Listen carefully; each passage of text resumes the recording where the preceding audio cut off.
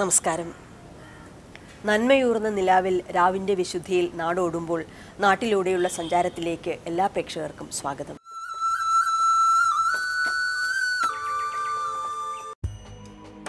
അനിർവചനീയമായ അപകടങ്ങൾ പതിയിരിക്കുന്ന ഒരു ലോകത്താണ് നമ്മുടെ മനുഷ്യജീവിതം. ഗാർഹിക രംഗത്തായാലും വ്യാവസായിക രംഗത്തായാലും ഗതാഗത മേഖലയിലായാലും നിർമ്മാണ പ്രവർത്തനങ്ങളിലായാലും അപ്രതീക്ഷിത അപകടങ്ങളിലുള്ള സാധ്യതകൾ ഏറെയാണ്. ഇതിനൊക്കെ പുറമെയാണ് പ്രകൃതിയുടെ താളഭംഗവും. അതുകൊണ്ട് തന്നെ ഇത്തരം സാധ്യതകൾ കണ്ടറിഞ്ഞ് ജീവിക്കേണ്ട ഒരു സുരക്ഷാ മുൻകരുതലാണ് ആധുനിക ലോകത്തിന് അനിവാര്യം. അത്തരം ആവശ്യത്തെക്കുറിച്ച് ഒരു സമൂഹത്തെ ബോധവാനാക്കുകയും സുരക്ഷാ പരിപാലന പരിശീലന രീതികൾ സാമൂഹിക വ്യാവസായിക മേഖലകളിൽ പകരുകയും ചെയ്ത് ഒരു തലമുറയെ സുസജ്ജമാക്കി വേറിട്ട വ്യക്തിയായി തീരുകയാണ് ഡോക്ടർ ബി ജയപ്രകാശ്. കൊച്ചി ആസ്ഥാനമാക്കി സേഫ്റ്റി ടെക് മാനേജ്മെന്റിലൂടെ ഒരു നാടിന് മുൻകരുതൽ പകരുന്ന ഡോക്ടർ ജയപ്രകാശ് ഈ രംഗത്ത് വേണ്ട മാറ്റങ്ങളും ഒരുക്കങ്ങളും നമ്മെ പഠിപ്പിക്കുക കൂടിയാണ്. ശ്രദ്ധിക്കാം. നമുക്ക് വേണ്ടത് സേഫ്റ്റി ഫസ്റ്റ്.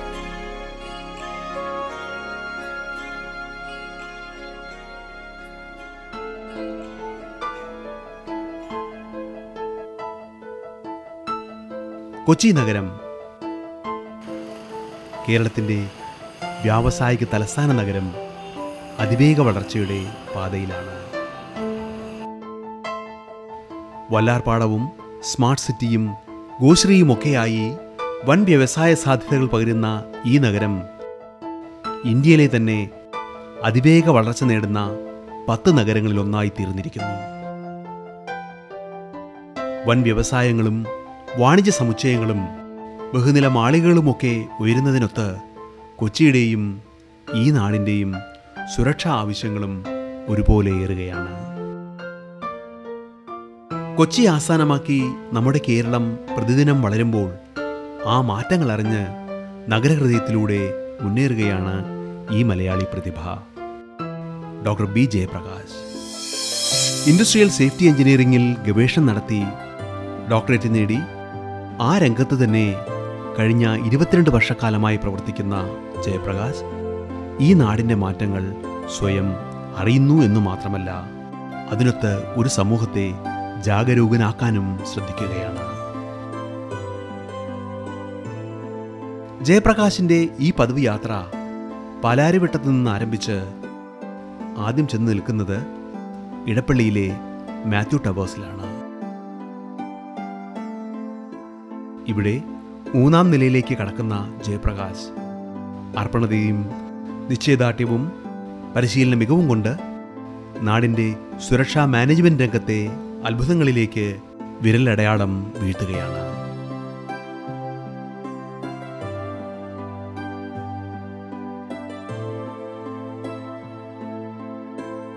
സുരക്ഷാ മാനേജ്മെന്റ് രംഗത്തും സേഫ്റ്റി എഞ്ചിനീയറിംഗിലും ബോധന പ്രവർത്തനങ്ങളും പരിശീലന പരിപാടികളും ഉൽപ്പന്ന സേവനങ്ങളുമായി കേരളത്തിലെ തന്നെ വ്യത്യസ്ത വ്യക്തിത്വമായി മാറിയിരിക്കുകയാണ് ഡോക്ടർ ജയപ്രകാശ്. മാറുന്ന ലോകത്തിന് സുരക്ഷാ രംഗത്ത് വരുത്തേണ്ട മാറ്റങ്ങളെക്കുറിച്ച് പ്രതിപാദിക്കുന്ന അദ്ദേഹം അപകടങ്ങളെ എങ്ങനെ മുൻകരുതലോടെ നേരിടാമെന്നും ഒരു സമൂഹത്തെ പഠിപ്പിക്കുകയാണ്. ഇന്നത്തെ കാലഘട്ടവും വരുംകാലവും സുരക്ഷാ മേഖലയ്ക്ക് കൊടുക്കേണ്ട പ്രാധാന്യവും അദ്ദേഹം ചൂണ്ടിക്കാട്ടുന്നു. തീർച്ചയായിട്ടും സേഫ്റ്റിയെ സംബന്ധിച്ച് ഇന്നത്തെ കാലഘട്ടം, ഇനി വരുന്ന കാലഘട്ടം എന്ന് പറഞ്ഞാൽ ടോപ്പ് പ്രയോറിറ്റി കൊടുക്കേണ്ട ഒരു വസ്തുത തന്നെയാണ്. ഇതിൽ നമുക്കത് ഒരു തിരിച്ചറിവ് ഉണ്ടാകണമെന്നുണ്ടെങ്കിൽ ഫോറിൻ കൺട്രീസിൽ തന്നെ നമ്മൾ ഒബ്സർവ് ചെയ്തെങ്കിലും മനസ്സിലാവുള്ളൂ. അവിടെ വർഷങ്ങൾക്ക് മുമ്പ് തന്നെ ഈ ഒരു മേഖലയിൽ, അത് ഇൻഡസ്ട്രിയിലായിക്കോട്ടെ അല്ലാതുള്ള കൊമേഴ്ഷ്യൽ ഏരിയകൾ, റെസിഡൻഷ്യൽ ഏരിയകൾ, എവിടെയും സേഫ്റ്റി ഫസ്റ്റ് ദെൻ അടുത്ത പ്രൊസീജിയർ, അതാണ് അവർ നോക്കാറുള്ളത്. ടോപ്പ് പ്രയോറിറ്റി തന്നെയാണ് കൊടുക്കുക. ഫോറിൻ കൺട്രീസ് എന്ന് പറഞ്ഞാൽ അവിടെ ഓരോരോ ഗവൺമെൻറ് പോളിസികൾ തന്നെ വളരെ സ്ട്രിക്റ്റാണ്. ഓരോ ഇൻഡസ്ട്രിയിൽ ഓരോ പബ്ലിക് എങ്ങനെയായിരിക്കണം, ഓരോരോ സംവിധാനങ്ങളിൽ എന്തെല്ലാം സേഫ്റ്റി അറേഞ്ച്മെൻറ്റ്സ് ഉണ്ടായിരിക്കണം, ഇത് വളരെ കൃത്യമായ രീതിയിൽ മോണിറ്റർ ചെയ്യുന്നുണ്ട്. മനുഷ്യൻ്റെ കാലാതീതമായിട്ടുള്ള സ്പീഡ്, അതോടൊപ്പം തന്നെ പുതിയ പുതിയ മെറ്റീരിയൽസ്, ഇങ്ങനെയൊക്കെ വരുമ്പോൾ സേഫ്റ്റിയെ സംബന്ധിച്ച് പറഞ്ഞു കഴിഞ്ഞാൽ ഇനിയുള്ള കാലഘട്ടം എന്ന് പറയുന്നത് അങ്ങേയറ്റം ശ്രദ്ധയോടുകൂടിയും വളരെ കരുതലോടുകൂടിയും നീങ്ങേണ്ട ഒരു മേഖലയാണ് എല്ലാ രംഗങ്ങളിലും. അങ്ങനെ സമൂഹത്തിലെ എല്ലാ രംഗങ്ങളിലും ആധുനികതയും അനിവാര്യമായ കൂട്ടിച്ചേർക്കലുകളും കടന്നു വരുമ്പോൾ സുരക്ഷാ മുൻകരുതലുകൾ കൈക്കൊള്ളേണ്ടത് അത്യാവശ്യമായി തന്നെ മാറുകയാണ്. വിറക് മുതൽ പാചകവാതകം വരെ ഉപയോഗിക്കുന്ന അടുക്കളയിൽ നിന്ന് തന്നെ മുൻകരുതലുകൾ തുടങ്ങേണ്ടിയിരിക്കുന്നു. അപകടങ്ങളിലും മരണനിരക്കിലും ഗതാഗത മേഖല മുൻപന്തിയിൽ നിൽക്കുമ്പോൾ ഹെൽമറ്റും സീറ്റ് ബെൽറ്റും ഉപയോഗിക്കേണ്ട അനിവാര്യത മുൻകരുതലായി കടന്നു വരികയാണ്. അതുപോലെ തന്നെയാണ് യന്ത്രങ്ങൾ നിരന്തരം മുഴങ്ങുന്ന വ്യവസായശാലകൾ. തൊഴിലാളികളും ആ ചുറ്റുപാടും ഇക്കാര്യത്തിൽ ഏറെ മുൻകരുതലുകൾ എടുക്കേണ്ടതുണ്ട്.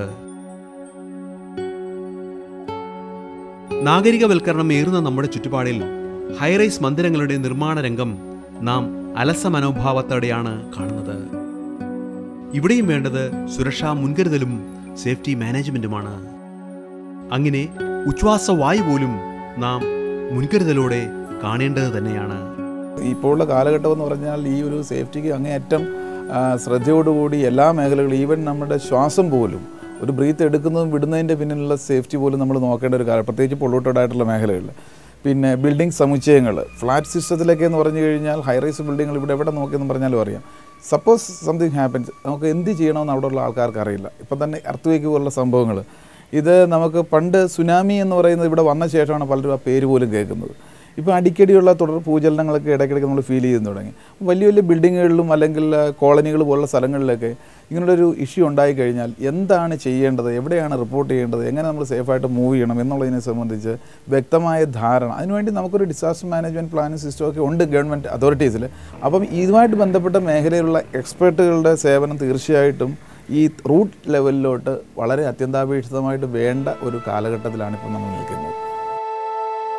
അതുകൊണ്ട് തന്നെ സുരക്ഷാ മേഖലയിൽ മാനവ വിഭവശേഷി മാറ്റിവിടേണ്ട ഒരു കാലത്തേക്ക് നാം എത്തുകയാണ്. സുരക്ഷാ രംഗത്തെക്കുറിച്ചും സംവിധാനത്തെക്കുറിച്ചും അറിവും പരിജ്ഞാനവുമുള്ള പ്രതിഭകൾ ഈ മേഖലയിലേക്ക് എത്തിയാലേ സുരക്ഷിതമായ ഒരു സമൂഹം നമുക്ക് വിഭാവനം ചെയ്യുവാനാകൂ. ദുരന്തങ്ങൾ കഴിഞ്ഞ് അതിനെ നേരിടുന്നതിനേക്കാൾ എങ്ങനെ ദുരന്തങ്ങൾ മുൻകൂട്ടി കണ്ട് നേരിടണമെന്നതും പ്രസക്തമാവുകയാണ്. ഇവിടെയൊക്കെ നമ്മൾ കാണുന്ന ഏതെങ്കിലും ഒരു ഡിസാസ്റ്റർ ഉണ്ടായി അല്ലെങ്കിൽ വലിയൊരു ദുരന്തം ഉണ്ടായി, അതിനുശേഷം എന്തെല്ലാം കാര്യങ്ങൾ ചെയ്യുന്നു എന്നുള്ളത് മാത്രമാണ്. വരാതിരിക്കാൻ വേണ്ടിയിട്ടുള്ള കാര്യങ്ങൾ എന്തൊക്കെയാണ്, പ്രധാനമായിട്ടും അതിന് നമ്മുടെ നിയമനിർമ്മാണത്തിൽ ഉള്ള കുറച്ച് പ്രശ്നങ്ങളുണ്ട്. അത് വളരെ ശക്തമായ രീതിയിൽ തന്നെ നടപ്പിലാക്കേണ്ടതാണ്. നമ്മുടെ ഇവിടെ നാട്ടിലാണെങ്കിൽ തന്നെ ഇപ്പോൾ പണ്ടത്തെ അവസ്ഥയല്ല. വ്യവസായങ്ങളാണെന്ന് പറഞ്ഞാലും വളരെ ഫാസ്റ്റായ രീതിയിലുള്ള ത്വരിതഗതിയിലുള്ള പുരോഗമനമാണ് നടന്നുകൊണ്ടിരിക്കുന്നത്. ഇപ്പോൾ കൊച്ചിയെ സംബന്ധിച്ച് പറഞ്ഞു കഴിഞ്ഞാൽ ഒരു 10 വർഷങ്ങൾക്കുള്ളിൽ വരാൻ പോകുന്ന മാറ്റം എന്ന് പറഞ്ഞാൽ നമുക്ക് പറഞ്ഞറിയിക്കാൻ പറ്റാത്ത അവസ്ഥയിലാണ്. അപ്പോൾ ഇതിന് ഒരു സ്ഥിരമായ രീതിയിലുള്ള സംവിധാനം, സേഫ്റ്റിയായിട്ട് ബന്ധപ്പെട്ട രീതിയിൽ വരാതിരിക്കുന്നതിന് അപകടങ്ങൾ വിവിധ മേഖലകളിലുള്ളത് എന്തൊക്കെയാണ്, അതിനെ മുൻകൂട്ടി അനലൈസ് ചെയ്യുക, വന്നു കഴിഞ്ഞാൽ നേരിടേണ്ട കാര്യങ്ങൾ എന്തൊക്കെയാണ്, ഇതിനെ സംബന്ധിച്ചൊരു റിസർച്ച് തന്നെ അതാത് മേഖലകളിൽ നടത്തുകയും അതിന് ആനുപാതികമായിട്ടുള്ള അറേഞ്ച്മെൻറ്റ്സുകൾ കറക്റ്റായിട്ട് നടത്തി പോയെങ്കിൽ മാത്രമേ ഒരിക്കലും അപകടങ്ങളെ ഇല്ലാതാക്കാൻ നമുക്ക് പറ്റില്ല. പക്ഷേ ഇങ്ങനെയുള്ള ഒരു പ്രിക്കോഷൻസ് മുൻകൂട്ടി നമ്മളുണ്ടെങ്കിൽ അതിൻ്റെ ആഘാതത്തെ നമുക്ക് കുറയ്ക്കാനായിട്ട് സാധിക്കും. ഇത്തരം ആഘാതങ്ങൾ കുറയ്ക്കണമെന്ന ലക്ഷ്യത്തോടെ കഴിഞ്ഞ 22 വർഷമായി സുരക്ഷാ മേഖലയിൽ പ്രവർത്തിക്കുന്ന ഡോക്ടർ ജയപ്രകാശ് തൻ്റെ കർമ്മരംഗം പരിപൂർണമായും സാമൂഹ്യ മുൻകരുതലിനായി മാറ്റിവെക്കുകയാണ്.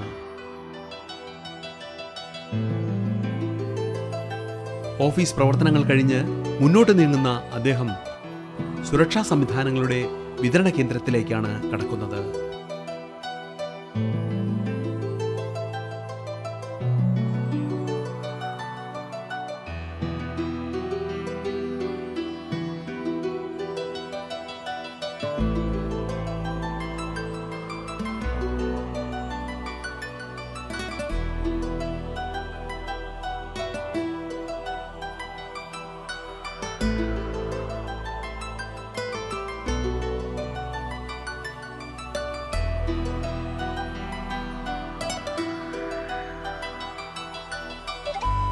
ഇവിടെ ഇത്തരം ഉപകരണങ്ങൾ നിർമ്മിച്ച് സമൂഹത്തിന് കൈമാറുന്നു എന്ന് മാത്രമല്ല, അവയുടെ ശരിയായ ഉപയോഗ രീതിയും പറഞ്ഞു കൊടുക്കുന്നു. റെസിഡൻഷ്യൽ അസോസിയേഷനുകൾ, വ്യാവസായ സ്ഥാപനങ്ങൾ തുടങ്ങി പല മേഖലകളിൽ നിന്നും എത്തുന്നവർക്ക് പലവിധ സുരക്ഷാ കാര്യങ്ങളെക്കുറിച്ച് അറിവും പരിശീലനവും നൽകുവാനുള്ള സംവിധാനവും ഇതിൻ്റെ കീഴിലുണ്ട്. എപ്പോഴും സേഫ്റ്റിയെ സംബന്ധിച്ച് പറഞ്ഞു കഴിഞ്ഞാൽ ട്രെയിനിങ്ങിനാണ് ഏറ്റവും കൂടുതൽ പ്രാധാന്യം എന്ന് പറയുന്നത്. കാരണം നമ്മളൊരു ഇലക്ട്രീഷ്യൻ ആണെന്നുണ്ടെങ്കിൽ പുള്ളിയുടെ എപ്പോഴും ഒരു ടൂൾസ് എന്ന് പറയുന്നതൊക്കെ ഒരു ടെസ്റ്റർ ഉണ്ടായിരിക്കണം, അല്ലെങ്കിൽ ഓരോ മേഖലയിൽ വർക്ക് ചെയ്യുന്ന ആളുടെ അവരുടെ ടൂൾ ഉണ്ടായിരിക്കും. സേഫ്റ്റിയുടെ ടൂൾ എന്ന് പറയുന്നത് ഡിഫറെൻറ്റ് വേയിലുള്ള അറിവ് കൃത്യമായ രീതിയിൽ മനസ്സിലുണ്ടായിരിക്കുക എന്നുള്ളതാണ്. ഇത് ഇടയ്ക്ക് മോട്ടിവേഷൻ പോലെ തന്നെ ട്രെയിനിങ് കൊടുക്കുന്നതിലൂടെ മാത്രമേ നമുക്കറിയാം ഓരോ ദിവസവും യാത്ര ചെയ്യുന്ന സമയങ്ങളിലൊക്കെ ഫ്ലൈറ്റിലൊക്കെ ടേക്ക് ഓഫ് ചെയ്യുന്നതിന് മുമ്പ് തന്നെ എന്തെല്ലാം കാര്യങ്ങൾ ചെയ്യണം എന്നുള്ളതിനെ സംബന്ധിച്ച് സേഫ്റ്റിയെ സംബന്ധിച്ചുള്ള ഒരു ഡെമോൺസ്ട്രേഷൻ ഒക്കെ നടത്താറുണ്ട്. പക്ഷെ അപകടം വരുന്നതെന്ന് വിചാരിച്ചല്ല, പക്ഷെ വന്നാൽ എങ്ങനെ കൈകാര്യം ചെയ്യണം എന്നുള്ളൊരു മുൻധാരണയാണ്. അപ്പോൾ ഈ ട്രെയിനിങ്ങുകൾ അടിക്കടി കൊടുക്കുന്നതിലൂടെയാണ് തീർച്ചയായിട്ടും ആൾക്കാർക്ക് സേഫ്റ്റിയെ സംബന്ധിച്ചുള്ളൊരു ബോധം ഉണ്ടാകും, അതിനനുസരിച്ച് പ്രവർത്തിക്കാനും സാധിക്കുള്ളൂ. ഇത്തരം ട്രെയിനിങ്ങിൻ്റെ ഭാഗമായി ഹൈറൈസ് ബിൽഡിംഗ് നിലനിൽക്കുന്ന സ്ഥാപനങ്ങളിലും യന്ത്രസമ്പന്നമായ പൊതുമേഖലാ സ്ഥാപനങ്ങളിലും ഇത്തരം ക്ലാസുകൾ വിജയകരമാക്കുകയാണ് ഡോക്ടർ ജയപ്രകാശ്. ഹിന്ദുസ്ഥാൻ ലാറ്റക്സിൽ ഇക്കഴിഞ്ഞ ദിവസം നടത്തിയ ബോധവൽക്കരണ ക്യാമ്പ് തന്നെ അതിന് ഉദാഹരണവും. ഓരോരോ കമ്പനികളിൽ അല്ലെങ്കിൽ പ്രസ്ഥാനങ്ങളിലെ കോർപ്പറേറ്റുകളിൽ എല്ലാം തന്നെ ഹാഫ് ഡേ ഫുൾ ഡേ ആയിട്ടുള്ള വിവിധ വിഷയങ്ങളെ ആസ്പദമാക്കിയിട്ടുള്ള ട്രെയിനിങ് പ്രോഗ്രാംസ് നമ്മൾ കണ്ടക്ട് ചെയ്യുന്നുണ്ട്. അത് പവർ പോയിൻറ്റ് പ്രസൻറ്റേഷനിൽ തന്നെ LCD പ്രൊജക്ടറൊക്കെ വെച്ചുകൊണ്ട് തന്നെ ഇവാക്വേഷൻ ഡ്രിൽസ് ആണെന്ന് പറഞ്ഞാലും അത് കണക്ക് തന്നെ സാധാരണ ആൾക്കാരിൽ അനുഭവിക്കേണ്ടി വരുന്ന സ്ട്രെസ് മാനേജ്മെൻറ്റ്, ഇൻ്റർപേഴ്സണാലിറ്റി സ്കിൽസുകൾ, പേഴ്സണാലിറ്റി ഡെവലപ്മെൻറ്റുകൾ, first aid, fire safety training, ഇങ്ങനെ വിവിധങ്ങളായിട്ടുള്ള സുരക്ഷയായിട്ട് ബന്ധപ്പെട്ടുള്ള ക്ലാസ്സുകൾ ഹാഫ് ഡേയും ഫുൾ ഡേ ആയിട്ടൊക്കെ തന്നെ നമ്മുടെ ടീം വർക്ക് പോലെ തന്നെ നമ്മുടെ പ്രസ്ഥാനം ഏറ്റെടുത്ത് നടത്തുന്നുണ്ട്. ഞങ്ങളുടെ ഈ ഒരു സേവനം അല്ലെങ്കിൽ നിങ്ങളുടെ ആക്ടിവിറ്റീസ് മനസ്സിലാക്കിയിട്ട് വലിയ വലിയ ഹൈറൈസ് ബിൽഡിങ്ങുകൾ, ഗവൺമെൻറ് ഡിപ്പാർട്ട്മെൻറ്റുകളൊക്കെ ഈ 1 ഡേ ഹാഫ് ഡേ ആയിട്ടുള്ള മോക്ക് ഡ്രിൽ പ്രോഗ്രാമിനൊക്കെ വേണ്ടി വിളിക്കാറുണ്ട്. എനിക്ക് തോന്നുന്നു ഇന്നലെ മിനിഞ്ഞാന്നും കൂടെ ഒരു നമ്മുടെ ആലുവയിലുള്ള നമുക്ക് എല്ലാവർക്കും അറിയാം ഫെഡറൽ ബാങ്കിൻ്റെ പഴയ ബിൽഡിംഗ്, ഒരു ഹൈറൈസ് ബിൽഡിംഗ് ആണ്. അവിടെ ഒരു 12 മണി തൊട്ട് 2 മണി വരെ നമ്മളുടെ ടീമിൻ്റെ മോക്ക് ഡ്രിൽ അറേഞ്ച് ചെയ്തിരിക്കുകയായിരുന്നു. അതിൻ്റെ CSO ചീഫ് സെക്യൂരിറ്റി ഓഫീസറുടെ നേതൃത്വത്തിൽ ഏകദേശം ഒരു 600-ഓളം എംപ്ലോയീസിനെ ഒരു 1.5 മണിക്കൂറോളം ട്രെയിനിങ് ക്ലാസ് റൂം കോച്ചിങ്ങും അതിനുശേഷം ഒരു ഹാഫ് ആൻ അവർ ഇവാക്വേഷൻ പ്രൊസീജിയറും അതിന് ലോക്കൽ ഫയർ ബ്രിഗേഡിൻ്റെ സപ്പോർട്ടോടു കൂടി തന്നെ വളരെ ഭംഗിയായ രീതിയിൽ തന്നെ മിനിറ്റുകൾക്കുള്ളിൽ തന്നെ ആ ബിൽഡിംഗ് ഇവാക്യുവേറ്റ് ചെയ്യും, ആ പ്രൊസീജിയറെല്ലാം കൊടുക്കുകയും ചെയ്യും. ഏകദേശം ഒരു 12,000 പരം ഇൻഡസ്ട്രികളുടെ സ്ഥിരം അല്ലെങ്കിൽ അതുകൊണ്ടുള്ള പ്രസ്ഥാനങ്ങളുടെ സുരക്ഷയുമായിട്ട് ബന്ധപ്പെട്ട ചുമതല, അതായത് ഈ അവയർനെസ് പ്രോഗ്രാമുകൾ ആണ് നമ്മളിപ്പം നിലവിൽ ചെയ്തുകൊണ്ടിരിക്കുന്നത്. ഇതിനു പുറമെ സുരക്ഷാ മേഖലയിലേക്കുള്ള തൊഴിൽ സാധ്യതകൾ മുന്നിൽ കണ്ട് ഒരു തലമുറയെ പരിശീലിപ്പിച്ചെടുക്കുന്നതിന് സേഫ്റ്റി ടെക്കിലൂടെ ജയപ്രകാശിന് കഴിഞ്ഞിരിക്കുന്നു. ഈ രംഗത്തു നിന്ന് ലഭിച്ച ഡോക്ടറേറ്റും 1/4 നൂറ്റാണ്ടിൻ്റെ പരിചയവുമാണ് അതിന് പ്രാപ്തനാക്കുന്നത്. മാത്രമല്ല സുരക്ഷാ മുൻകരുതലുകളെക്കുറിച്ച് അദ്ദേഹം രചിച്ച 400 പേജിൻ്റെ പുസ്തകവും അതിന് മുതൽക്കൂട്ടാകുന്നു. നിരന്തര മാറ്റത്തിന് വിധേയമാകുന്ന ഈ മേഖലയെ പഠനത്തിലൂടെ ലളിതവൽക്കരിക്കുകയാണ് അദ്ദേഹം. സേഫ്റ്റി എഞ്ചിനീയറിംഗ് എന്ന് പറയുന്നത് വാസ്റ്റായിട്ടൊരു മേഖലയാണ്. അതിൻ്റെ സ്റ്റാൻഡേർഡുകളും കാലാകാലങ്ങളിൽ ഇങ്ങനെ മാറിക്കൊണ്ടേയിരിക്കുകയാണ്. ഇപ്പം ഞാൻ കഴിഞ്ഞ വർഷം പഠിപ്പിച്ച ആ ഒരു വിഷയങ്ങൾ അല്ലെങ്കിൽ ആ സ്റ്റാൻഡേർഡല്ല ഈ വർഷം. കാരണം വിദേശ രാജ്യങ്ങളിൽ ചില ടോപ്പ് പ്രയോറിറ്റിയാണ് സേഫ്റ്റിക്ക് കൊടുക്കാറുള്ളത്. നേരത്തെ അത് സൂചിപ്പിച്ചിരുന്നു. അതിനകത്ത് തന്നെ ഓഷാസ്, നെബോഷ് ആൻഡ് UK സ്റ്റാൻഡേർഡിലുള്ള നിരവധി IOSH അല്ലെങ്കിൽ മെഡി ഫസ്റ്റ് എയ്ഡ് ഇങ്ങനെയുള്ള സ്റ്റാൻഡേർഡിൽ പറഞ്ഞിരിക്കുന്ന കാര്യങ്ങളാണ് വിദേശ രാജ്യങ്ങളിൽ ഓരോരോ കമ്പനികളിലും ഓരോ പ്രസ്ഥാനങ്ങളും സേഫ്റ്റിയുടെ ഭാഗമായിട്ടുള്ള സിലബസ് എന്ന് പറയും. ഈ സ്റ്റാൻഡേർഡുകൾ ഇടയ്ക്കിടയ്ക്ക് അവരിങ്ങനെ മാറിക്കൊണ്ടേയിരിക്കും. അപ്പോൾ നമ്മളിവിടെ ഇതിനെ അപ് ടു ഡേറ്റ് ആക്കിക്കൊണ്ടാണ് പോകുന്നത്. അപ്പം ഇപ്പോൾ എനിക്ക് എന്നെ സംബന്ധിച്ച് പറഞ്ഞാൽ നിരവധി ഗുരുക്കന്മാരുണ്ട്. ഇപ്പോഴത്തുള്ള എൻ്റെ ഗുരുക്കന്മാർ എന്ന് പറയുമ്പോൾ മുൻ ബാച്ചുകളിൽ ഇവിടെ കഴിഞ്ഞു വിട്ടു പോയിട്ടുള്ള നിരവധി സ്റ്റുഡൻസാണ്. അപ്പോൾ അവരൊക്കെ ഇടയ്ക്കിടയ്ക്ക് ഇവിടെ വരികയും നേരിട്ട് ഞാൻ അവിടെ പോകുന്ന സന്ദർഭങ്ങളിലാണെങ്കിലും നമ്മുടെ ഈ സ്റ്റാൻഡേർഡ് അപ്ഗ്രേഡ് ചെയ്തുകൊണ്ടേയിരിക്കുകയാണ്. അപ്പോൾ ഇപ്പോൾ ലേറ്റസ്റ്റ് ആയിട്ടുള്ള ടെക്നോളജിയിൽ എന്തെല്ലാം കാര്യങ്ങളാണ് ഒരു സ്റ്റുഡൻറ്റ് അല്ലെങ്കിൽ ഇവിടെ ഒരു കോച്ചിങ് കഴിഞ്ഞിട്ടുള്ള ആൾ ഒരു പ്രസ്ഥാനത്തിലോട്ട് ചെന്ന് കഴിഞ്ഞാൽ അവിടെ അറിയേണ്ട കാര്യങ്ങൾ പെർഫെക്റ്റ് ആക്കി ഡെവലപ്പ് ചെയ്ത് വിടുക എന്നുള്ളതാണ് ഇതിനകത്തെ അപ്ഗ്രഡേഷനാണ് ഏറ്റവും പ്രധാനമെന്ന് പറയുന്നത്. പരിശീലനത്തിന് സുരക്ഷാ മേഖലയിലെ ഫിനിഷിംഗ് സ്കൂൾ തന്നെയാക്കി മാറ്റിയ ഈ തട്ടകം തിയറിക്കും പ്രാക്ടിക്കലിനും ഒരുപോലെ പ്രാധാന്യം നൽകുകയാണ്. ഇൻഹൗസ് ട്രെയിനിങ്ങിൽ ആധുനിക സാമഗ്രികളുമായി വരും തലമുറയെ ബന്ധപ്പെടുത്തുന്ന രീതികളാണ് അവലംബിക്കുന്നതും. അപ്പോൾ സാധാരണഗതി നമ്മളിവിടെ കൊടുക്കുന്ന ട്രെയിനിങ് ഇൻഹൗസ് ട്രെയിനിങ്ങിനകത്ത് കൊടുക്കുന്ന ഒരു രീതി എന്ന് പറഞ്ഞാൽ power point presentation complete display ചെയ്തുകൊണ്ടും അതിന് ഓരോരോ സബ്ജക്റ്റ് എടുക്കുമ്പോഴും അതിന് ആപ്റ്റായിട്ടുള്ള വീഡിയോസ് നമ്മൾ കൊടുക്കാറുണ്ട്, ബാക്ക് ക്ലിപ്പിങ്സ് കൊടുക്കാറുണ്ട്. പിന്നെ പുറം രാജ്യങ്ങൾ ഉപയോഗിച്ചുകൊണ്ടിരിക്കുന്ന ഉപകരണങ്ങൾ തന്നെ നമ്മളിവിടെ എത്തിച്ച് അതിൻ്റെ പ്രാക്ടീസുകൾ കൊടുക്കാറുണ്ട്. ഇതിന് ശേഷം നമ്മൾക്ക് ഒരു ഔട്ട്സൈഡ് ട്രെയിനിങ്ങിന് വേണ്ടി, ഒരു ഇൻഡസ്ട്രിയൽ ട്രെയിനിങ്ങിന് വേണ്ടി ഇവരെ കൊണ്ടുപോകാന്ന് പറഞ്ഞാൽ നമ്മുടെ നാട്ടിൽ ഒരു ഇൻഡസ്ട്രികളിൽ പോലും ഇത്രത്തോളം ടോപ്പ് പ്രയോറിറ്റിയിൽ സേഫ്റ്റി ചെയ്യാത്തത് കാരണം ഒരിക്കലും നമ്മളൊരു ഇൻഡസ്ട്രി കൊണ്ട് കാണിച്ചു കൊടുക്കാൻ പറ്റുന്നില്ല. അങ്ങനെ ഒരു വലിയൊരു ഡ്രോബാക്ക് ഉണ്ട് ഇവിടെ. പക്ഷേ അവർക്ക് അല്പം പോലും അതൊരു ബുദ്ധിമുട്ടുണ്ടാകാത്ത രീതിയിൽ വേറെ ഏത് കൺട്രി ചെന്ന് പറഞ്ഞാലും അവരുടെ ജോബ് ഫെമിലറൈസേഷൻ ഇവിടെ വെച്ച് തന്നെ ആക്കിയെടുക്കത്തക്ക രീതിയിലുള്ള സുരക്ഷാ ഉപകരണങ്ങളെല്ലാം ഇവിടെ എത്തിച്ചാണ് നമ്മൾ പ്രാക്ടിക്കലായിട്ട് കറക്റ്റാക്കി കൊടുക്കാറുള്ളത്. അന്താരാഷ്ട്ര തലത്തിൽ വിവിധ സുരക്ഷാ ഉപകരണങ്ങൾ എങ്ങനെ കൈകാര്യം ചെയ്യണമെന്നതും സുപ്രധാന കാര്യമാണ്. അതിനായി അത്തരം ഉപകരണങ്ങളെക്കുറിച്ച് അറിവ് നൽകുന്നതിന് പുറമെ അവയുമായി പുതിയ തലമുറയെ സമരസപ്പെടുത്തുന്നതിനും അദ്ദേഹത്തിന് കഴിയുന്നു. ഈ വിഷയം മാത്രമല്ല, നിരവധി ഇപ്പം സ്ട്രെസ് മാനേജ്മെൻ്റ് ആണെന്ന് പറഞ്ഞാൽ അത് കണക്ക് നമ്മൾ കൊടുക്കുന്ന മറ്റൊരു ഇതാണ് മൈൻഡ് സെറ്റിംഗ് പ്രോഗ്രാം. എല്ലാ വ്യക്തികളുടെ ഉയർച്ച എന്ന് പറയുന്നത് മനസ്സിൻ്റെ പവറാണ്. ഈ പവറിനെ ഡെവലപ്പ് ചെയ്യുന്നതിന് വേണ്ടിയിട്ട് ഒരു ഹാഫ് ഡേ അല്ലെങ്കിൽ ഒരു ഫുൾ ഡേ അല്ലെങ്കിൽ 2 ഡേയ്സിൻ്റെയൊക്കെ പ്രോഗ്രാമായിട്ട് തന്നെ മൈൻഡ് പവർ പ്രോഗ്രാമുകൾ ഇതെല്ലാം എംപ്ലോയീസിൻ്റെ ബൂസ്റ്റപ്പിന് വേണ്ടിയിട്ട് കൊടുക്കാറുണ്ട്. അങ്ങനെ പല വ്യാവസായ വാണിജ്യ നിർമ്മാണ മേഖലകളിൽ സുരക്ഷാ കരുതലിനെക്കുറിച്ച് പറഞ്ഞും പഠിപ്പിച്ചും സൗകര്യമൊരുക്കിയും മുന്നേറുന്ന doctor Jayaprakash behaviour based safety മാനേജ്മെൻറ്റിൽ തൊഴിലാളികൾക്കും ജീവനക്കാർക്കും പരിശീലനം നൽകുന്നുമുണ്ട്. മാനസികമായി നൽകുന്ന സുരക്ഷാ ബോധത്തിലൂടെ സുരക്ഷ പാലിക്കുവാൻ സ്വയം സജ്ജരാക്കിയെടുക്കുകയാണ് ഓരോരുത്തരെയും ഇതിലൂടെ. അപകടങ്ങൾ വരാതിരിക്കുന്നതിന് വേണ്ടിയിട്ട് എന്തെല്ലാം കാര്യങ്ങൾ ചെയ്യണം. ഇപ്പോൾ ഒരു ലക്ഷക്കണക്കിന് രൂപയുടെ സംവിധാനങ്ങൾ ഓരോ ഇൻഡസ്ട്രിയിലും ഓരോ പ്രസ്ഥാനങ്ങളും സേഫ്റ്റിക്ക് വേണ്ടിയിട്ട് ഇൻസ്റ്റാൾ ചെയ്തെന്ന് പറഞ്ഞാലും അതുകൊണ്ട് പ്രത്യേകിച്ച് വലിയ കാര്യമൊന്നുമില്ല. അവിടെ ഉള്ള എംപ്ലോയീസ്, ഇൻമേറ്റ്സ് അതിൻ്റെ പ്രാധാന്യത്തെപ്പറ്റി അറിയണം. അവർ സ്വന്തമായ രീതിയിൽ തന്നെ കണ്ടറിഞ്ഞ് പ്രവർത്തിക്കണം. എങ്കിൽ മാത്രമേ പറ്റുള്ളൂ.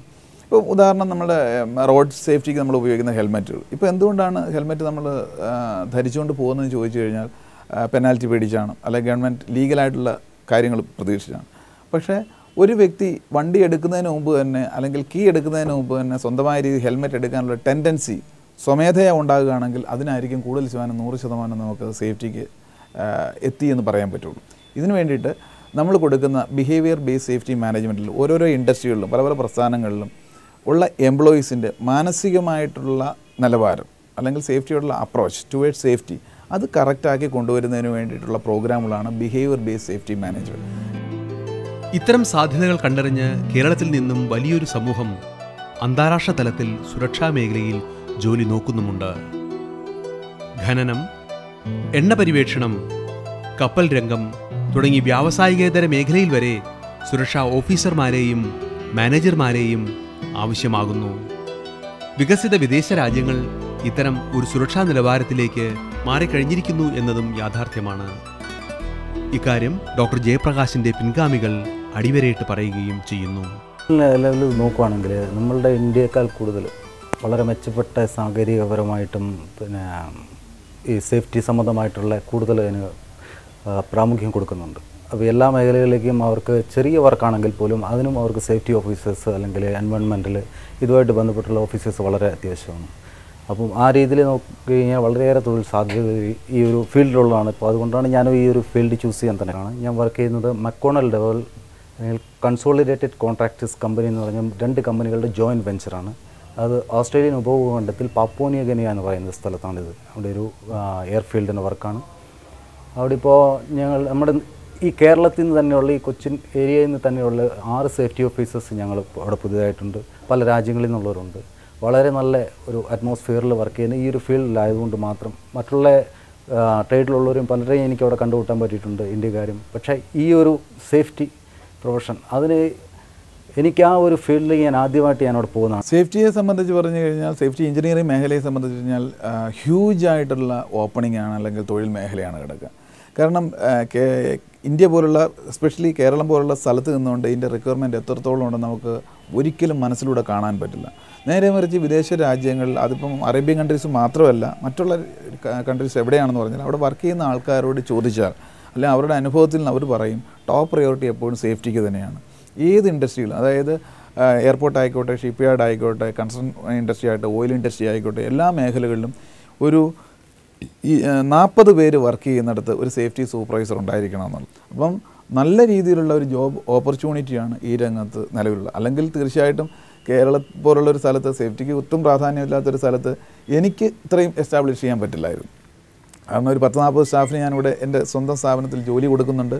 അതിന് ഇവിടെ കോച്ചിങ് കഴിഞ്ഞിട്ടുള്ളവരാണെങ്കിൽ അപ്രൻറ്റീസ് ട്രെയിനിങ് ആയിട്ട് ഇവിടെ എടുക്കാറുണ്ട്. ഏകദേശം 2000 പേർ ഇൻഡസ്ട്രികളുടെ സർവീസ് കോൺട്രാക്റ്റുകളും മറ്റുള്ള കാര്യങ്ങൾ ഏറ്റെടുത്ത് നടത്തുന്നു. അങ്ങനെ വളരെ നല്ല രീതിയിൽ തന്നെ പ്രവർത്തിച്ച് പോരണമെന്നുണ്ടെങ്കിൽ തീർച്ചയായിട്ടും അത് ഈ രംഗത്തുള്ള ഒരു ഡിമാൻഡ് കൊണ്ട് തന്നെയാണ്. അന്താരാഷ്ട്ര തലത്തിൽ സുരക്ഷാ മുൻകരുതൽ മേഖലയിൽ ആളും ആയുധവുമൊക്കെ വർദ്ധിക്കുമ്പോൾ ഇന്ത്യ എന്ന വികസ്വര രാജ്യം സുരക്ഷാ മേഖലയിലേക്ക് സ്വയം സഞ്ചരിച്ചുകൊണ്ടിരിക്കുകയാണ്. മറ്റൊരു തരത്തിൽ പറഞ്ഞാൽ രാജ്യത്തിൻ്റെ വികസനത്തിനൊത്ത് സുരക്ഷാ മുൻകരുതലിൻ്റെ സാധ്യതകളും ഏറുന്നു. അതുകൊണ്ട് തന്നെ ഈ രംഗത്ത് കൂടുതൽ ശക്തമായി നിലനിന്നുകൊണ്ടുള്ള ഒരു രാജ്യസേവനമാണ് ഡോക്ടർ ജയപ്രകാശ് ലക്ഷ്യമിടുന്നത്. ഇപ്പോൾ ഇൻ്റർനാഷണൽ സ്റ്റാൻഡേർഡിലാണ് എല്ലാ കാര്യങ്ങളും സേഫ്റ്റിയുടെ കാര്യത്തിലാണെങ്കിലും വന്നിരിക്കുന്നത്. അപ്പോൾ അതിന് വേണ്ടിയിട്ട് വളരെ ടോപ്പ് ക്വാളിറ്റിയുള്ള ആക്ടിവിറ്റീസ് നമ്മുടെ ഭാഗത്തു നിന്നുണ്ടാകുക, നല്ലൊരു ടീം മാനേജ്മെൻറ്റിനെ തന്നെ ഈ രംഗത്ത് കൊണ്ടുവരിക, അതോടൊപ്പം തന്നെ നമ്മുടെ പബ്ലിക്കിന് ഉതകത്തക്ക രീതിയിൽ അല്ലെങ്കിൽ സമൂഹത്തിന് നന്മ കിട്ടത്തക്ക രീതിയിൽ എൻ്റെ പ്രൊഫഷനുമായിട്ട് ബന്ധപ്പെട്ട് ഏതെല്ലാം രീതിയിൽ ലളിതമായ രീതിയിൽ ചെയ്യാൻ സാധിക്കും. ഈ നേരത്തെ ഈ പറഞ്ഞ കണക്കുള്ള പ്രോഗ്രാമുകൾ, ആരോഗ്യ സെമിനാറുകൾ, അത് കണക്കാണ് ഹെൽത്ത്, നമ്മുടെ disaster management class, mind setting പ്രോഗ്രാമുകൾ, ഇത് എൻ്റെ പ്രൊഫഷൻ്റെ വിട്ട് മറ്റുള്ള തലത്തിലോട്ടും വ്യാപിക്കുക, അതിനനുസരിച്ചുള്ള നല്ല രീതിയിലുള്ള ഒരു ഇൻ്റർനാഷണൽ ലെവലിലോട്ട് നമ്മുടെ ഈ രാജ്യത്തെയും ഉയർത്തിക്കൊണ്ടുവരാനായിട്ട് എൻ്റെ ഭാഗത്തു നിന്ന് ചെയ്യാൻ പറ്റുന്ന എല്ലാം ചെയ്യണമെന്നുള്ളതാണ് എൻ്റെ ഫ്യൂച്ചർ പ്ലാൻ.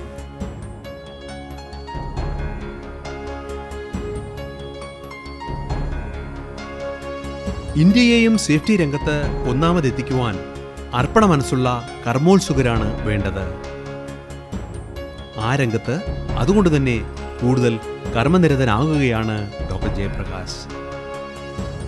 ഒരു ഒറ്റയാൾ പട്ടാളം പോലെ തൻ്റെ ലക്ഷ്യത്തിലേക്കുള്ള സഞ്ചാരം തുടരുകയുമാണ്. കേരളത്തിൻ്റെ നഗരങ്ങളിലൂടെ, നാടുകളിലൂടെ.